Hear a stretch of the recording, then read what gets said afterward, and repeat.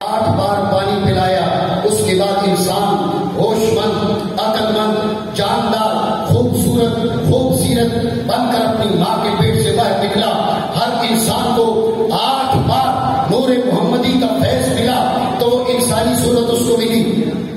سید عبدالعزیز غفار فرماتے ہیں جب کافر مر جائے گا اور کل روز حشر ہوگا، میدان حشر میں ہر کافر کے اندر، ہر مسلمان کے اندر مصطفیٰ کے نور کا حصہ موجود ہے، چونکہ جو انسان ہے اس کے اندر نور مصطفی کی پان موجود ہے، نور مصطفی کی سیرابی موجود ہے۔ تو جب تک کافر ہے، مسلمان ہے، دنیا میں ہے، پھر چلا جائے گا۔ سید عبدالعزیز غفار فرماتے ہیں رب کریم جہنم میں بھیجنے سے پہلے کافر کے اندر سے نور مصطفی نکالے گا، اس لیے کہ اگر نور مصطفی رہا تو جہنم میں جا نہیں سکتا، اس لیے نور مصطفی نکلے گا۔ نکلنے کے بعد اب کافر کو جہنم میں بھیج دیا جائے گا۔ جہاں نور مصطفی ہے وہ کافر بھی جہنم میں نہیں جا سکتا۔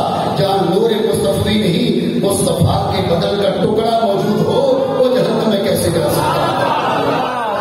بات بھی عرض کر دوں، یہاں پر وہ لوگ جن کے دل کچھ تنگ ہیں وہ ضرور کہتے ہیں ہاں یہ بات درست ہے، لیکن سید اگر معاذ اللہ دوسروں کی زبان میں عرض کر رہا ہوں، سید اگر کافر ہو جائے تو پھر یہ نسب معتبر نہیں رہتا۔ میں عرض کرتا ہوں بالفرض بفرض محال و بفرض غلط اگر ایسا ہو تو اس میں شک نہیں کہ اگر ایمان نہ رہے، اسلام نہ رہے، کفر آ جائے تو پھر نسب معتبر نہیں رہتا۔ لیکن پہلے یہ تو ثابت کیا جائے کہ جس سید کا نسب ثابت ہو کیا وہ خدا نہ خواستہ کفر کر سکتا ہے؟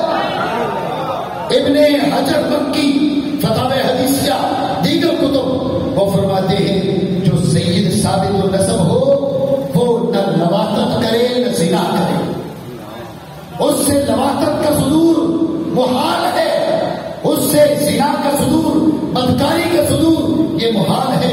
یہ ہمارے علماء کی، ہمارے ائمہ کی زبان ہے۔ تو معاذ اللہ سنو معاذ اللہ، کفر تو بہت بڑا جرم ہے، شرک تو بہت بڑا جرم ہے، جس سے بڑا کوئی جرم نہیں۔ تو یہ بات اپنی جگہ پر بفرض غلط اور بفرض محال کی جائے تو درست ہو سکتی ہے، لیکن ہماری فکر یہ ہے اگر سید کا نسب مصطفیٰ کی ذات والا سے جڑا ہو تو وہ فواحش سے بھی، وہ فواحش اور کبائر، اس قسم کے کبائر جو انسان کے نسب پر اور انسان کی شخصیت پر دھبا بنتے ہیں، اگر سید کا نسب ثابت ہو تو سید یہ کام بھی نہیں کرتا چاہیے کہ معاذ اللہ اس سے کفر صادر ہو جائے۔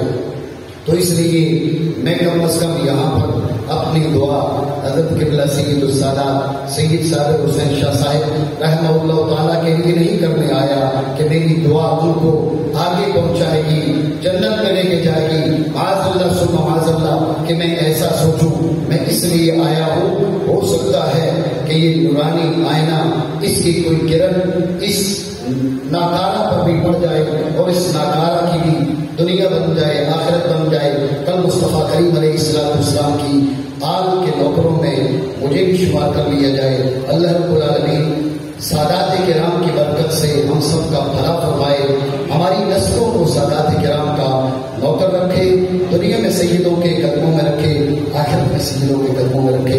آمین بحرمت النبی الامین و بحرمت آلہ الکریم صلی اللہ علیہ وسلم۔